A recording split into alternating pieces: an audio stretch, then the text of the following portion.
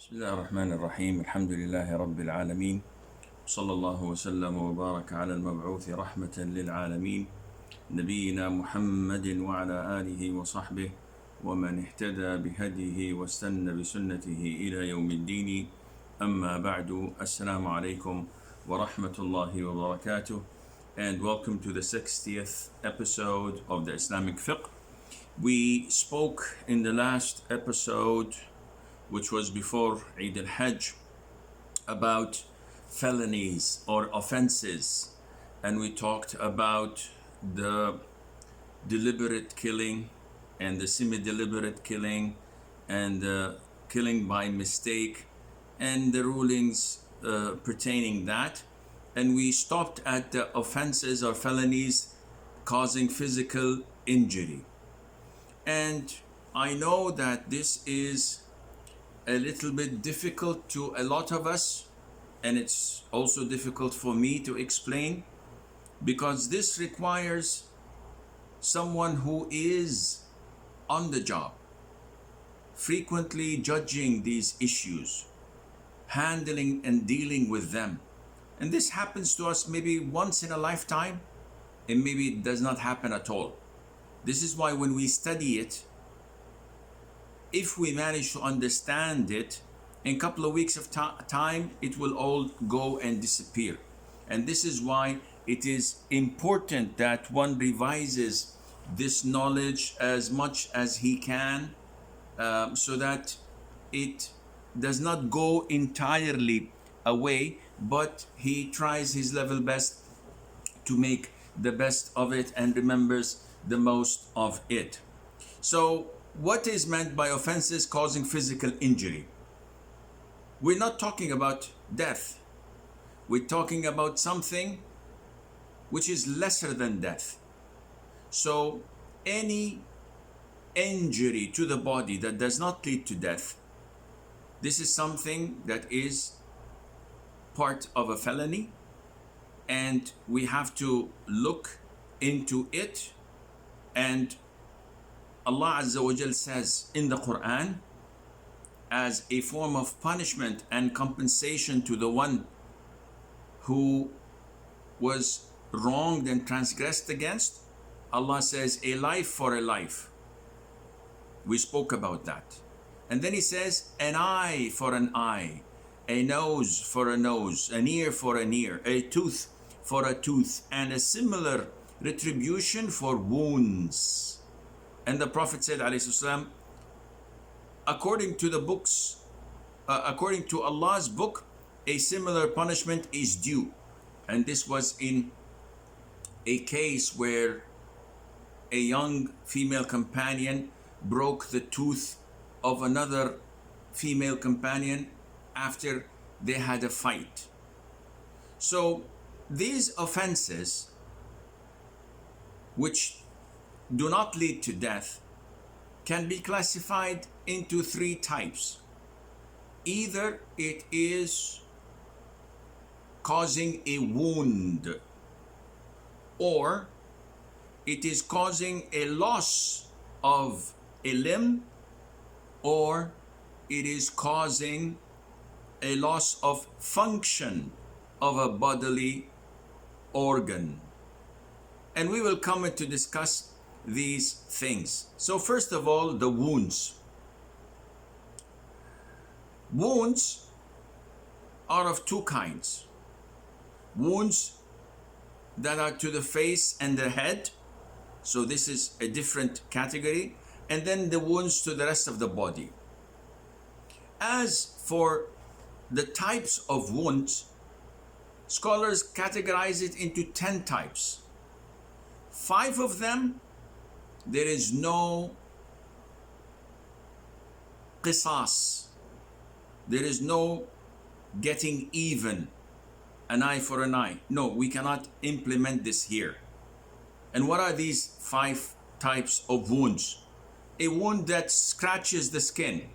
So I'm fighting with someone and I scratch his skin. A wound that causes little blood. With the scratch, there is some blood, but it's not a lot of blood or a hemorrhage or a wound that cut a vein, for example. Thirdly, a wound that cuts the flesh slightly but does not reach the bones. Fourthly, wound that goes deep into the flesh but does not reach the membrane and that separates the flesh from the bone. And fifthly, a wound that reaches this membrane.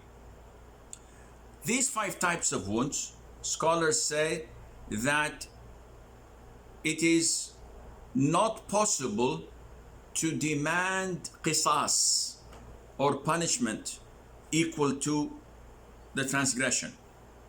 And it's also, there is no prescribed indemnity or blood money for it. It is left to the judge to determine the compensation payable by the offender. So we have one category that such an offense can be only determined by the judge, whether the compensation is so and so in the person's wealth. He has to pay a fine, indemnity for the person who he had wronged, or any type of punishment he sees fit. The other 5 degrees are as follows. A wound that cuts the membrane and exposes the bone. And this requires 5% of the total indemnity payable in the case of killing. What is the indemnity or the diya in the case of killing? It is 100 camels. So 5% is 5 camels. And secondly, a wound that exposes and breaks the bone. So this does not only expose the bone, but it also breaks it. This requires 10%. Thirdly, a wound that dislocates a bone, whether it exposes it and breaks it or not. So maybe dislocation of a joint or an elbow or a shoulder.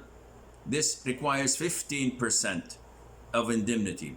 Fourthly, a wound that reaches the meninges and the membranes enclosing the brain. And fourthly and fifthly are the same compensation. Wound that cuts the meninges and reaches the brain. Now, this requires a third of the blood money, which is 30 to 33 camels. Having said this, also a wound that goes deep into the body, whether in the abdominal area, chest or back. This also, so if someone was stabbed with a knife in the abdominal area or in the chest or in the back with a deep knife, then this also requires 1/3 of the blood money. Now, having said that, there are conditions, and these conditions are as follows. In order to have qisas or the punishment, such wounds must be measurable correctly. So scholars say that we cannot have an actual punishment that is not transgressing and not coming short from the actual transgression. Meaning, someone stabs me. Now, old days, they could not measure exactly the wound's depth so that they can inflict a similar wound to the transgressor. But they said that if the wound reaches the bone, in this case, it is easily duplicated. But if it doesn't reach the bone, then there's a possibility of transgressing, going further than the actual wound, or going less. And therefore, there is no point of doing it. Likewise with the tooth. If you break someone's tooth, you can break the assailant's tooth, exactly the same place. But what about if it chips it? Nowadays, you can file it until it reaches the same place. And the second condition is it has to be equal in name and place. So if someone cuts another person's hand, if he cuts the right hand, we have to cut the hand of that person of the right side as well. We can't cut his left hand. A right hand in exchange for a right hand. A left foot in exchange for a left foot. It has to be exactly similar. If it was from the wrist, it has to be from the wrist. If it's from the elbow, it has to be from the elbow. But what about if it is in between? If someone cuts someone's hands in between? This is an issue of dispute. Some scholars say the victim is given the choice. He is to make a choice of amputating the man's hand from the wrist and taking the difference in cash money for the area that we cannot measure and cut in exchange for that. And this is something for the Muslim judge. Again, this is a very, very complicated topic that deals with biology, with human organs, and with wounds, and doctors may, surgeons to be exact, may be able to do this. So I cannot, if a person amputates or causes the loss of a pinky of another person, I cannot take the index finger of that person. It has to be exactly similar in the name and in the side. And this is what caused scholars to say that it is not permissible for a person to donate his body organs after death, which is a craze a lot of the people are falling into.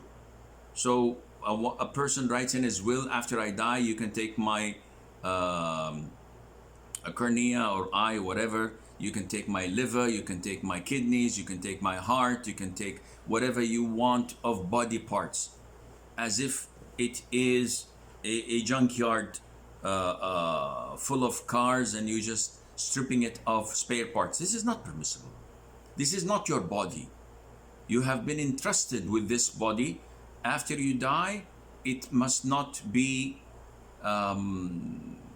humiliated or treated in a way that is disrespectful to it. This is not your body to play with or to donate to anyone, and hence you are not allowed to do this. What about body organs donation while alive?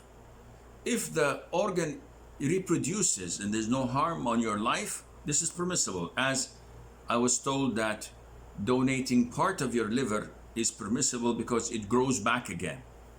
But to give an eye, which you cannot replace, nor it cannot grow back again, this is prohibited. To donate your blood is permissible because this regenerates.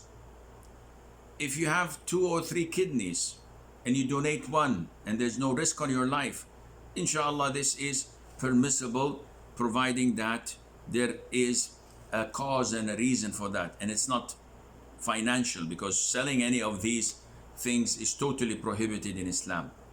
Third condition is that both organs that we are comparing, so if someone amputates another person's organ, and his organ, the victim, had only 3 fingers working and 2 disabled, and the assailant's hand, the right hand, is all full and good and working, we cannot just simply come and say, okay, take this for that. No, because the victim's hand was not totally similar in health, etc., and therefore we do not make such a punishment, and he has to pay for that in money.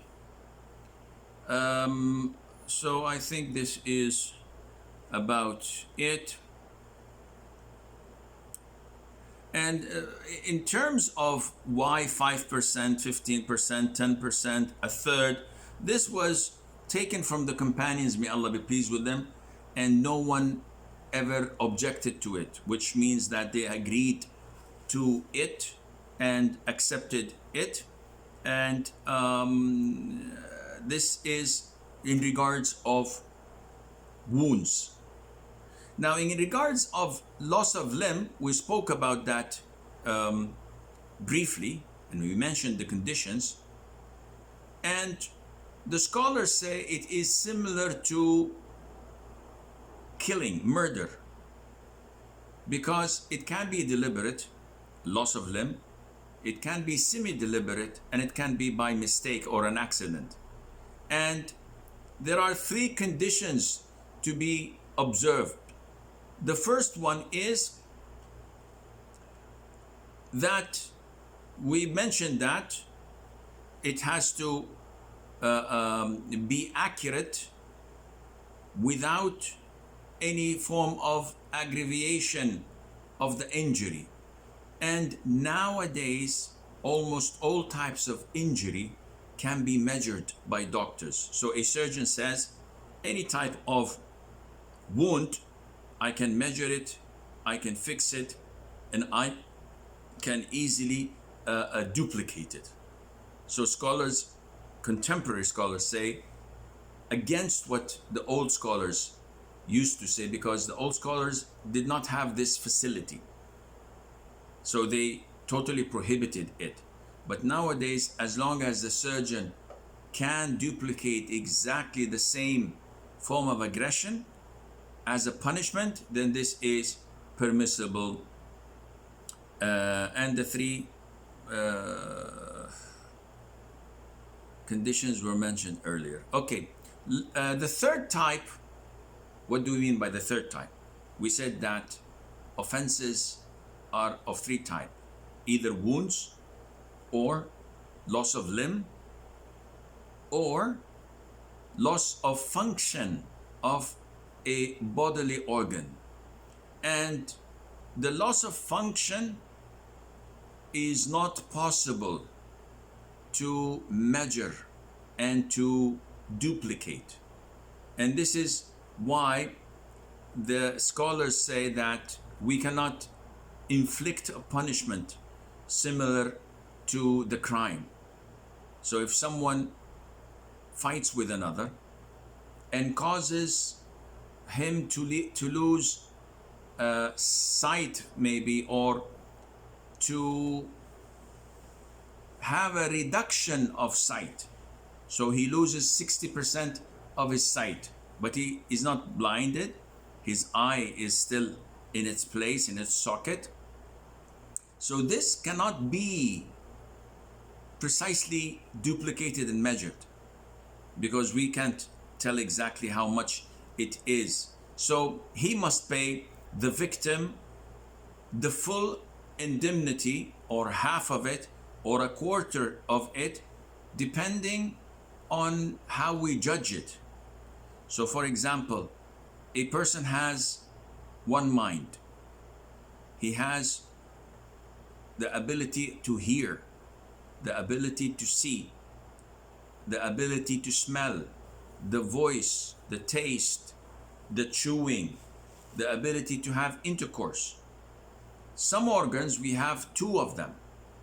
So if something happens and he makes me lose function in one of my arms and I cannot move it, then this requires half of the blood money.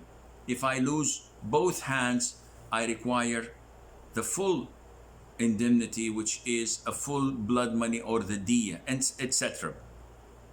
Now, when we come to the chapter or the section that deals with diya, we'll find that the diya is either 100 camels or 200 cows or 2,000 sheep, in some narrations 800 dinar, etc. It has a specific value that may vary from one another. But at the time of the Prophet ﷺ, it was almost similar. Yet the benchmark in blood money is the price of camels. So 100 camel is what is supposed to be given to the victim's family. Allah says, he who kills a believer by mistake must free a believing soul from bondage and pay an indemnity to his family unless they forego it by ways of charity. Okay, let's talk about killing. If a person kills deliberately, semi-deliberately, or by accident, is the indemnity, the blood money, the same? The answer, yes and no. What do you mean? First of all, the person who kills deliberately is ordered to pay 100 camels. So, semi-deliberately and accidentally are also supposed to pay 100 camels. True, but they are different in a number of things. One, if a person kills deliberately, he alone has to pay the blood money. We do not, in Islam, we do not go around and ask people to help him. It has to be taken from his own wealth. While in the semi-deliberate and accidental diya or blood money, the one who pays it is his aqila. Aqila means the next of kin or his kinship, because this was a calamity, a catastrophe, something that was not anticipated. So they collaborate and produce the blood money. In the deliberate killing, it has to be now. So 100 camels, you have to pay them now. In the semi-deliberate and the accidental killing, it can be paid over the period of 3 years. So there is some leniency in it. In the deliberate killing, it has to be, in some narrations, divided into 4 types, 25 bint makhab, 25 bint laboon, 25 haqqa, 25 jad'a. 1 year, 2-year-old, 3-year-old, 4-year-old camels. In the semi-deliberate and the accidental, it can be 25 categories: 20 she camel bint makhab and 20 he camel ibn makhab. And then the other 3 categories: bint, laboon, haqqa and jad'a, 20, 20, 20. So more lenient. Other scholars said in the deliberate killing there has to be 20 or 40 pregnant she camels, and this is more expensive and more rare to find, to make it even more punishable for that murderer to taste his crime and to pay for it dearly from his own money and wealth, and to make it difficult for him. But this is according to the judge's judgment. As for the indemnity for the killing of the believer, 100 camels, we've gone through this. The indemnity should be paid in the form of camels, their value. We've gone through this by requiring 40 of these camels to be pregnant, and we've covered this. So in essence, this is almost what is there for us to learn about. As I said, this is not an easy topic. This is something that is difficult. I have summarized for you 200 to 300 pages of the books of fiqh. If you go through them, it is confusing because there are tens of names of the types of wounds, and it describes the impact, whether it's mudiha, it exposes the bone, whether it's in the face, it has a different name than if it's in the body, whether it reaches this much amount of the flesh, exposes it, and each type of wound, it has a name, and each name has a specific amount of camels as compensation, when it can be implemented as a punishment and inflicted upon the assailant, and when it, so many details that confuse you, but at the same time it shows you the magnificence of Islam. When you transgress against someone physically, you don't expect that to go unquestioned and without account. Islam had placed almost a detailed explanation and description of such injuries so that everything can be taken care of. It's not jail time that you spend for an attack against another human being. There is retribution, there is punishment, there is indemnity, there is pain to be inflicted upon you, to taste what you had made others go through. And this shows you the fairness and justice of Islam. We have questions pending from a very long time. So Diamond says, can I ask something? Video call married in Islam, is it halal? I think we've answered this like many times, but again, for the benefit of the doubt. Video call marriage is permissible when there is no ambiguity of the identity of those participating. So I'm now with you guys in a video call, and I claim my name to be Abdullah, the son of Abdul Rahman, and I would like to get married to your daughter, uncle. The uncle doesn't know me. He doesn't know if my name is Abdullah or my name is Asim.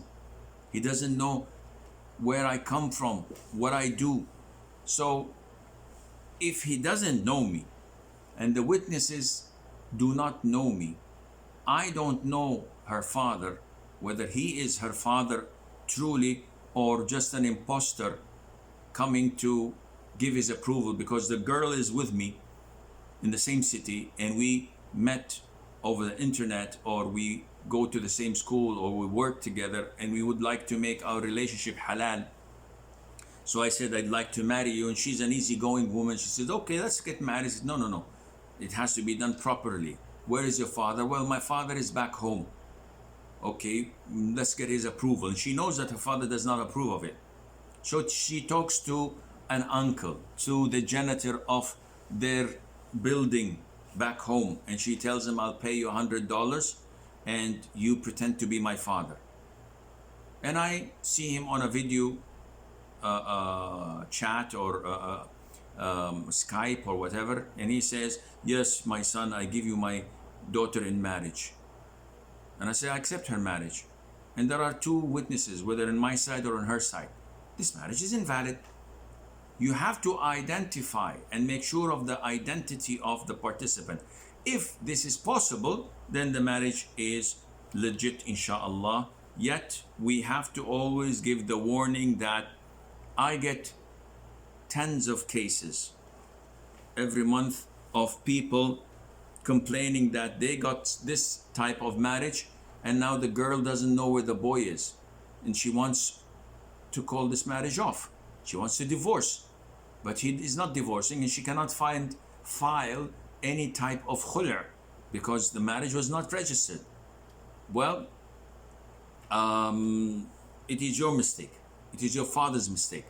Don't ever do something that is not documented, because you will suffer later on for breaking the law, for trusting people who do not deserve to be trusted, and Allah Azza wa Jal knows best. Zuhra says, can a couple reconcile after a divorce? This is too generic, Zuhra. Allah says in the Quran, الطلاق مرتان فإمساك بمعروف أو تسريح بإحسان. Divorce is twice, where you have the ability to reconcile. The third divorce, if it takes place, they cannot ever reconcile, and they have to part their ways until she gets married, a real marriage, for the sake of the second man, and she lives with that man and have intercourse like any spouse would do, and after a while they get divorced. Only then she can get married to her first husband. So if this is the first marriage, first divorce or second divorce, it is either they want to reconcile, or he wants to reconcile and revoke the divorce while she's in the iddah or after the iddah. If he divorced her once, she has 3 monthly cycles as iddah, generally speaking, if she's not pregnant. And he does not revoke the first divorce. He does not reconcile with her until the third menses is over and she sees her purity. They're total strangers.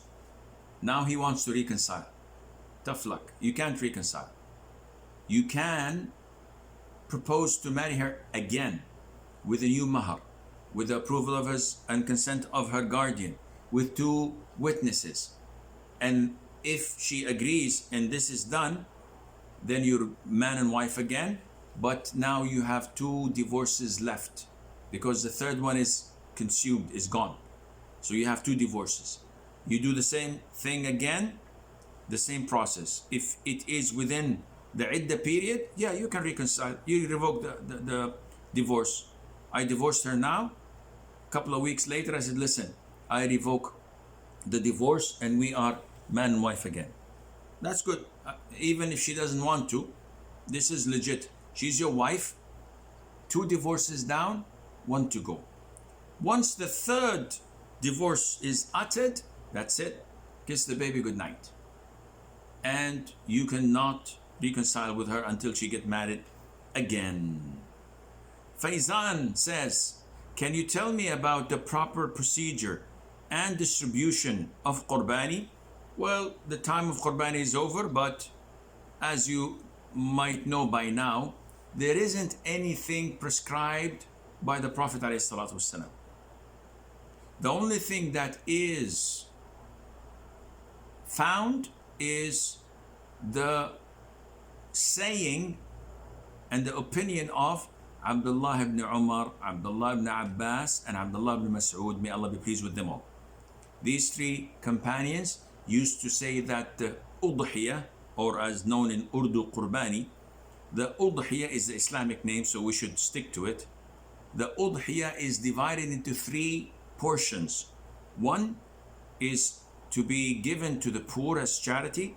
The second is to be given to relatives, neighbors, and loved ones as a gift, no matter who you want to give it to. Even if you give it to non-Muslims, there's no problem. And the third, you should eat from that. But if you mix these portions and they're not equal, so you give half of it for charity and you eat the second half, no problem. If you give a little bit in charity and call your relatives on the rest, no problem. If you give it all to charity and eat this little bit, no problem, inshallah.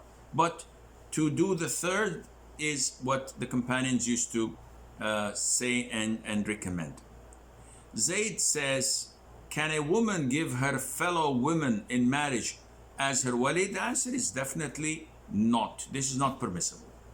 A wali or a guardian who has the authority to give another person in marriage must be a man, and he must be related in normal cases. In 99.9 cases, he must be the guardian of the woman, her father, if not then her grandfather paternal, if not then her son, if not then her brother, if not then her paternal cousin, if not then that is her paternal uncle, if not then her paternal cousin.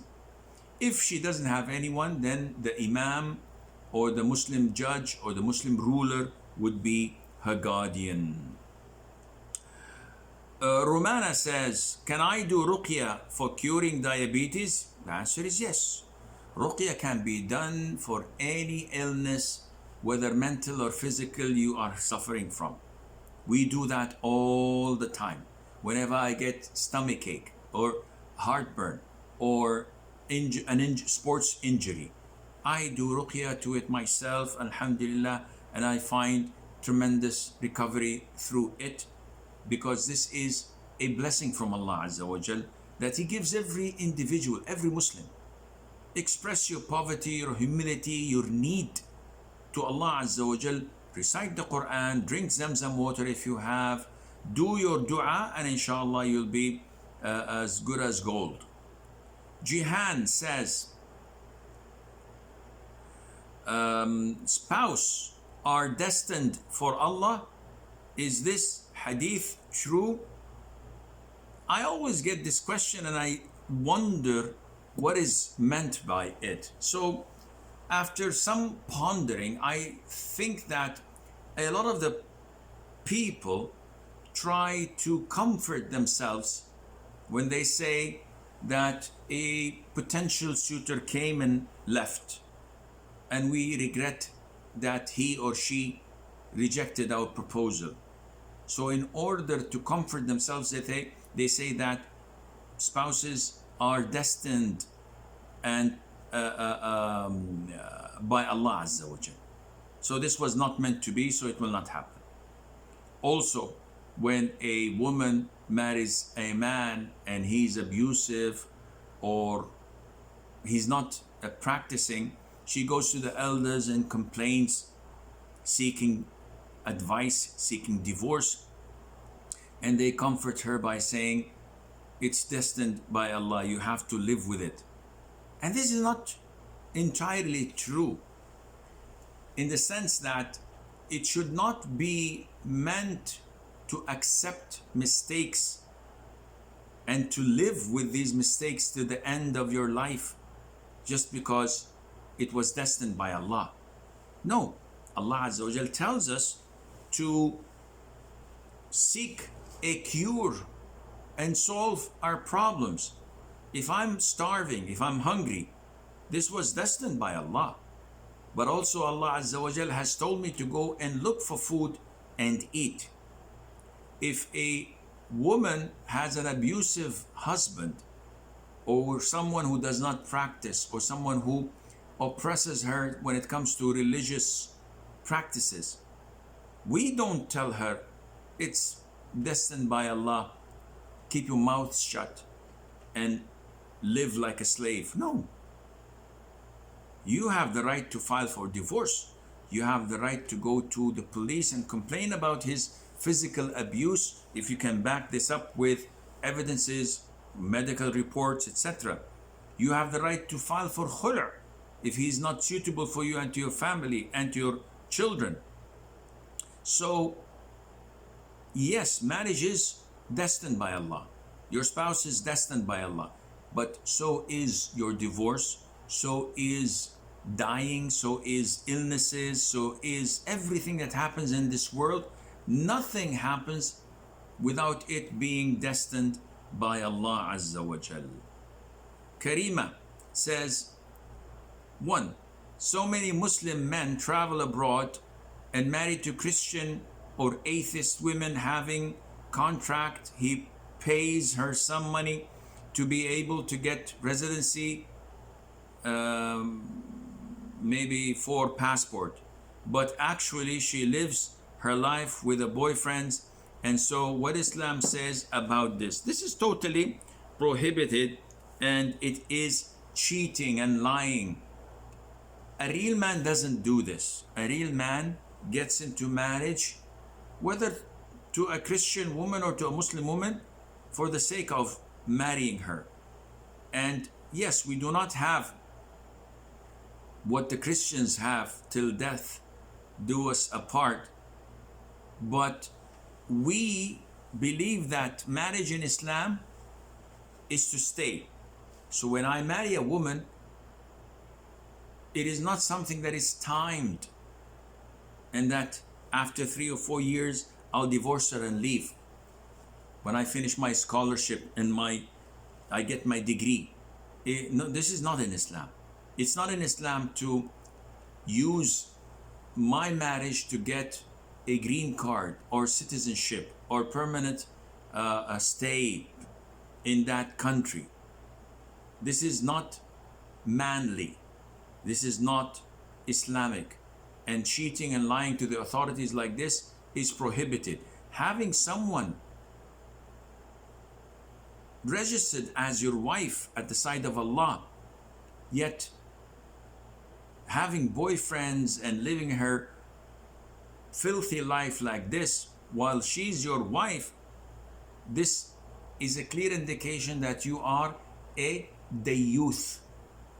And the Prophet said, ﷺ, 3 types of people will not enter paradise. Among them is the dayyuth. So the companion said, "Oh Prophet Allah, what is a dayyuth?"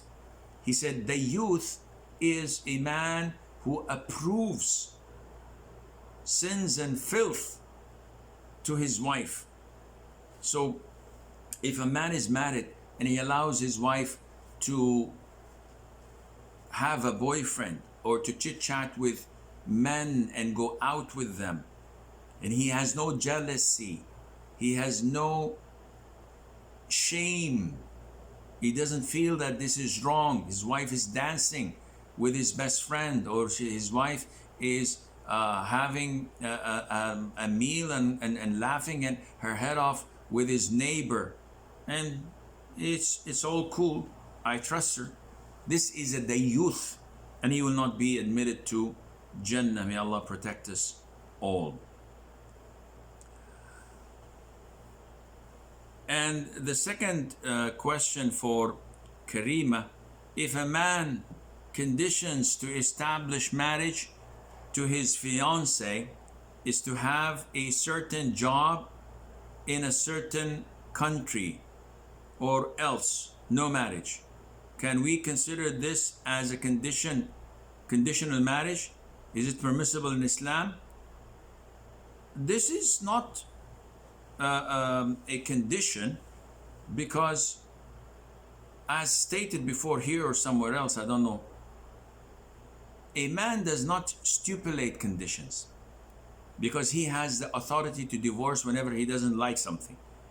It's the other way around.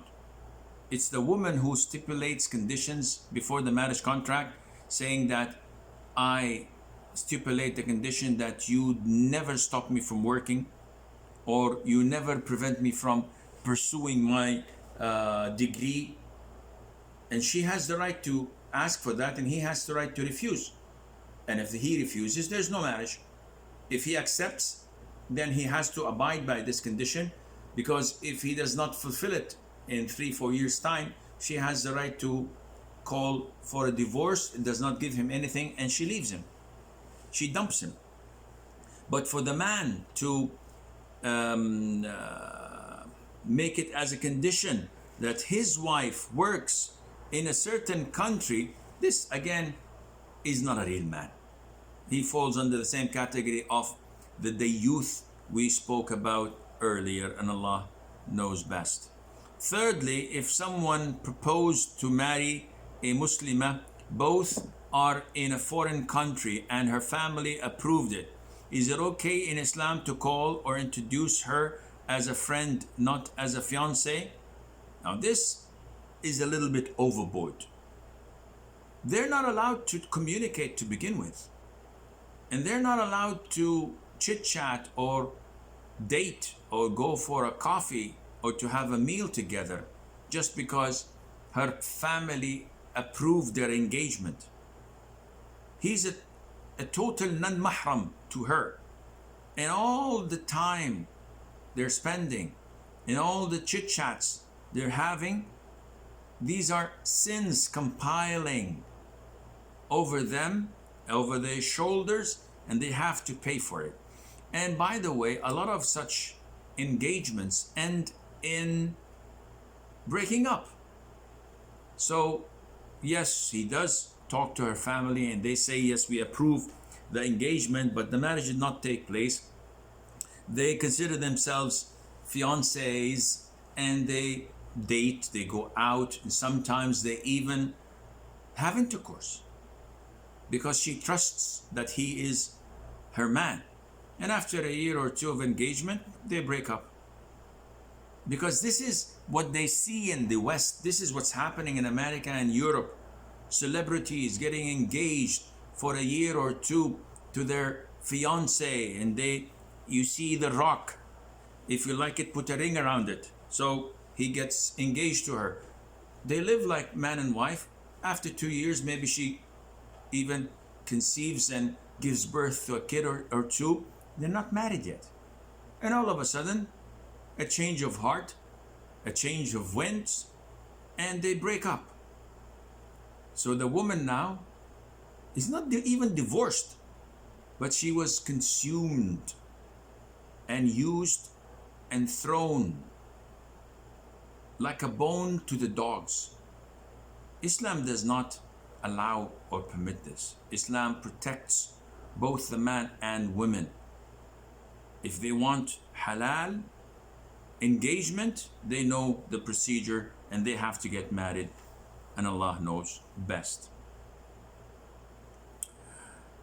He says, if a person is dead and you want to do a qurbani for them or an udhiyah, is it permissible? If yes, should the person taking the qurbani take for him as well, or can directly take qurbani for the dead one? Udhiyah is due upon the living. In my own sacrifice, in my own ram, I include my wife and children and all dependents living under my roof. I also include my dead father, my dead grandmother, my dead mother-in-law, etc. in the same sacrifice without any problem. But if I have a deceased father and before he died, he said, son, you see my wealth? I have allocated a building for charity. So this is on rent and people pay rent every year and we give the rent to charity. This is called waqf, endowment. He says, every year I'd like you to slaughter an udhiyah for me and give it to the poor. So then I have to fulfill his will. If he did not leave money behind and he ordered me to do it from my own wealth, this is up to me. I'm not obliged to obey it because this is not an obligation, it's a request. So I can simply sacrifice my own udhiyah and include him in it. But if I have wealth and I'd like to fulfill his wish, I can have two udhiyah, two sacrifices. Now, if I understand the question truly, I've answered it. If I did not understand it correctly, maybe Hina was asking about if I offer a sacrifice on behalf of the dead, do I divide it into 3 types? Eat one type, give one type, and donate for charity one third, one portion? Or because it is on behalf of deceased, I have to give it all? It's an issue of dispute. The Hanbali school of thought they say that, yes, I'm representing the deceased and I have to do with it as if he was alive, and divide into three portions as we've stated earlier, and Allah Azza wa Jal knows best. Zinat says, for the last 27 years after the father had died and mother died 17 years ago, but sometimes some of the siblings don't understand and are holding the property for themselves, neither dividing and neither selling.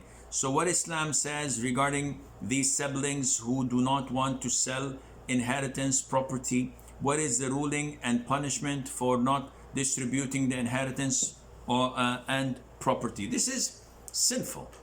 They have no right in withholding it like this against the other heirs' will. If I share with other siblings a property, I demand that they give me my portion of it in cash. If they refuse to sell, then they must buy my portion and give me my cash. And if they refuse this as well, then they are transgressors, because they're depriving me from having my own God-given share. So the easiest thing is to go and file a case against them in court, and the court would force them either to sell and distribute the money, or to buy those who want cash according to the prices of today. And unfortunately, I've seen so many similar cases, and millions of dollars were wasted because the siblings are too soft. Take them to courts and no, he's our brother, he's our elder, we don't want to shame him. He's a thief. What do you mean by you don't want to shame him? If you don't want the money for yourself, care about your children, because if you die today, definitely your children will have no right in calling for it, no evidences. But now while you're alive, it's haram throwing your wealth down the drain like this. Adi Gobison, wallah, I don't know. Abdullah Adesola, who are those people entitled to the heirs? I don't understand the question. If you're talking about who are the heirs of a deceased, well, we went through this in the chapter that dealt with inheritance, and we said that there are types of heirs that have a percentage, like the wife, the husband, the mother, the daughters or daughter, etc. They have a percentage of a quarter, half, an eighth, a sixth, 2/3, 1/3, etc. And there are those who inherit through virtue of kinship. They don't have a percentage, such as the son, such as others. So it depends upon the fact that who died and who did he leave behind, and then we can understand this, inshallah. Number 20, and we conclude with this question, inshallah. Lyric Shala says, if Eid is prayed in the mosque instead of open place, there is a musalla, should we attend it, or would it be an innovation to pray in a mosque because the Prophet ﷺ prayed Eid in musalla? Please clarify. This is an issue of dispute. If there is a musalla, you have to go and pray in the open area. But if you are in a city where they do not allow people to pray in open areas, and they confine them to pray in masjids only, in this case, you should pray in the masjid and not disable this great ritual that Islam has brought, and Allah Azza wa Jal knows best. This is what happened here in Saudi Arabia this last Eid. We were prevented from praying in open musalla so that the social distancing can be implemented. And all the prayers were prayed inside the masjid.